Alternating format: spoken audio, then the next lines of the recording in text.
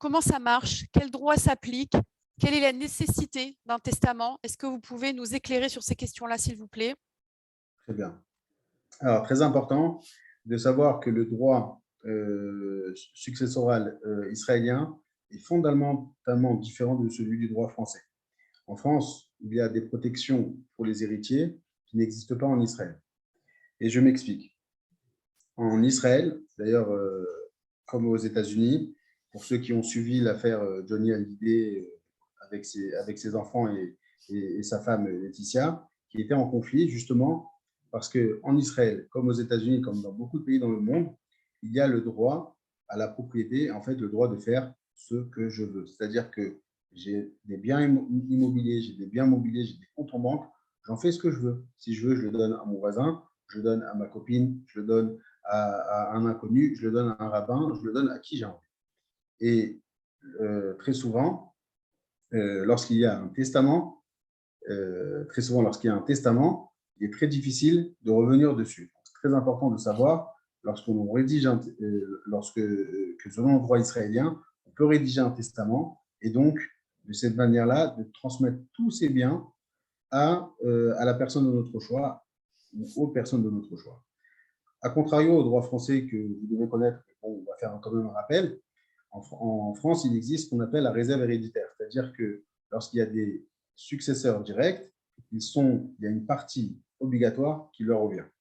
Alors, d'un côté, vous allez me dire, au moins dans le droit français, les héritiers ne sont pas lésés. C'est vrai. Maintenant, dans le droit français, on ne laisse pas la possibilité à la personne de gérer ses biens comme il l'entend. Malheureusement, on arrive souvent à des situations conflictuelles. Des fois, il y a des enfants, des héritiers qui ne sont pas méritants. Et à ce moment-là, on se dit, en France, on n'a pas le choix, on est obligé de leur donner leur part, alors qu'en Israël, on se dit non, je suis désolé, mon enfant ou mon héritier n'a pas été méritant, j'ai le choix, j'ai le droit de décider à qui va revenir mon bien immobilier ou mes comptes en banque. Donc ça, c'est très important de savoir quelles sont la différence primordiale entre le droit français et le droit immobilier. Et en fonction de cela, savoir comment est-ce qu'on va avoir une succession à proprement dite, donc selon le droit israélien, ou bien avoir une succession c'est-à-dire quand je parle du droit israélien, c'est-à-dire où automatiquement le conjoint et les enfants ont droit à une part de l'héritage, ou bien une succession qui sera régie par un testament. Maintenant, autre chose qui est très important, qu'on rencontre beaucoup, c'est dans le cas de succession internationale.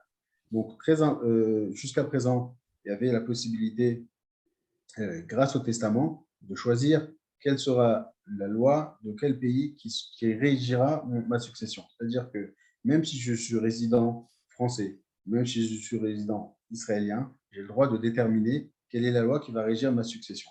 Alors aujourd'hui, au niveau des biens immobiliers en France, il y a des protections qui ont été renforcées pour la réserve héréditaire, justement, mais il faut savoir que concernant d'autres biens à faire hériter, il y a des solutions, il y a des manières d'écrire son testament, de faire en sorte que mes biens soient partagés de la meilleure des façons.